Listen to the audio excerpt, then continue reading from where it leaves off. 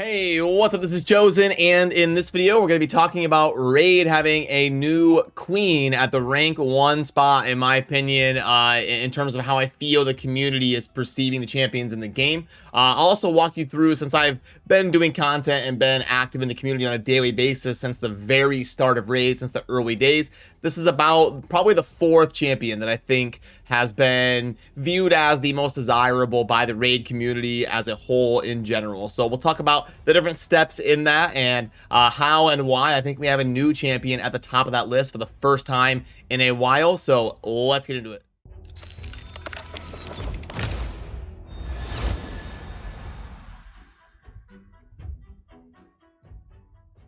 Alrighty, so as most of you know and would probably agree with, the consensus for a while in the Raid Shadow Legends universe has been that Siphi is probably the most desired champion. Like, if you were gonna buy an account, or if Plarium allowed you to pick one legendary when you start your account, I would say the most commonly picked champion would probably be Siphi, the Lost Bride. You're gonna have people that disagree with that, but I think the community in general has kind of viewed Siphi as the crown jewel of Raid in terms of the most desirable champion. For a while, she was not actually released with the game. She was released later on. I believe it was like a Valentine's Day type thing with her and Rotos. I could be wrong, it's been years, but she definitely was not in the game on release. But ever since she was released, we kind of knew how insane she is. She was actually nerfed slightly once, but it didn't really change how valuable she is. And I say all this because of a poll that I hosted on the community tab of my channel a couple days ago, where I wanted to find this out. I wanted to find out, is Siphi still kind of trending in that direction? And I wanted to word this in a way where, like, if somebody already has Siphi, they wouldn't be automatically biased to saying someone else. So I tried to word it in a way like, who would you rather have if you could only ever have one of them on your account? And it looks like barely, at least on my channel. I know it's not, you know, Raid has like 1 million players and this is only a couple thousand of them. But I do think that would hold true in general. I've been seeing kind of a shift in my streams and in my comment sections and in the community in general of a Yumiko probably supplanting Siphi in the most desirable champion. And we would have never seen this happen before. These polls would have always been Siphi. But now it's time to crown a new queen of Raid. And I want to walk you through the different champions over the course of time. Might be fun to do in a video like this. Who was viewed as the best way back in the day when I first started getting into content and playing Raid. So this is actually my version 1.0, my first tier list. It was just a really simple spreadsheet that didn't rank in different areas of the game, like Faction Wars or Clan Boss or anything like that. It was just straight up overall ranking, the first initial tier list that I did for Raid. And you can see the last time I updated this was March 4th of 2020. So we actually just hit the 2-year anniversary of the last time that I updated this. And you can see that Valkyrie was the #1 champion, at least in my opinion, in regards to how I felt in the Raid universe. I tried to do it not based on my opinion, but how I was kind of feeling the community perception of different champions. And there was a lot of different reasons for this.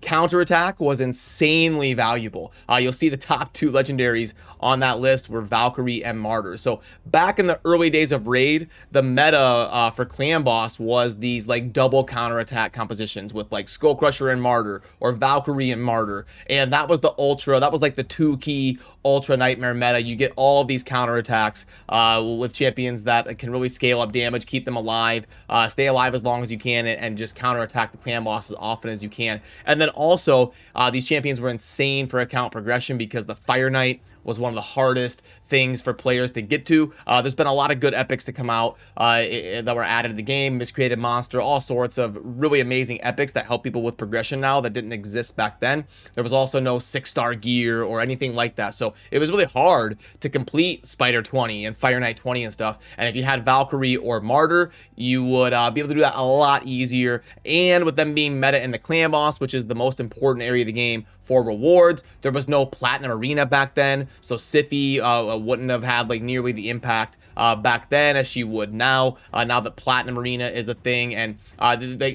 so what you had was like, if you're in Gold 4, you're good. You can farm Gold 4, and if you had Valkyrie or Martyr, you could probably build a Gold 4 team. So the game was just way different back then, and a completely different landscape, and that's why Valkyrie was probably the most sought after legendary back when I last updated that.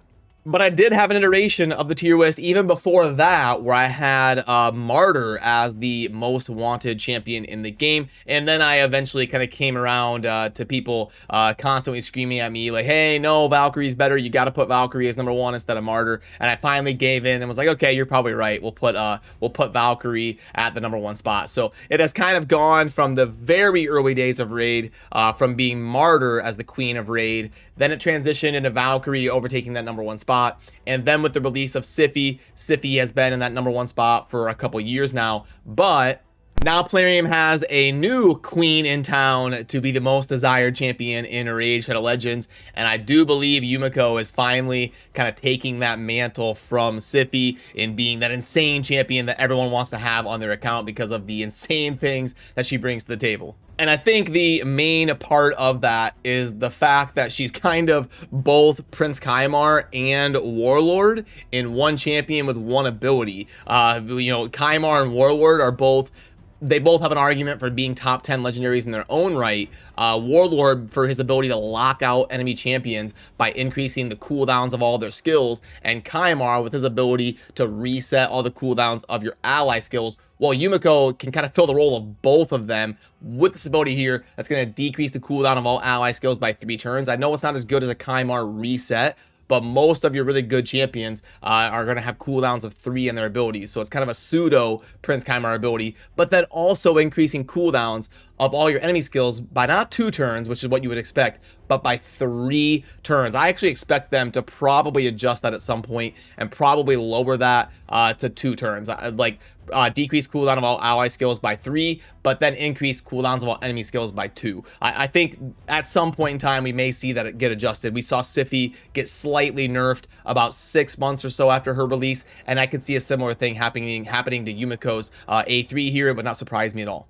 So anyway, just a fun one here where we have a quick discussion about the different queens of Raid. And side note, it has always been a female champion in game. I don't know that the most desired champion by the community has ever been one of the male champions. I think it's been kind of Martyr, Valkyrie, Sify, now Yumiko. So it's always interesting when a new champion comes along to take that mantle and be sitting on the throne as the queen of Raid. Let me know down below if you agree or you disagree, or if you feel the poll was wrong. Would you still rather have Sify because she's got the ability to revive and do the speed buffing and all the things that she does? But is Yumiko filling such a rare niche in the game by being able to swing the cooldowns in both directions, lower your teams, and increase the allies, which is an insane power spike? So how do you feel about that? Do you agree or disagree with some of the community sentiment shifting recently to thinking that Yumiko being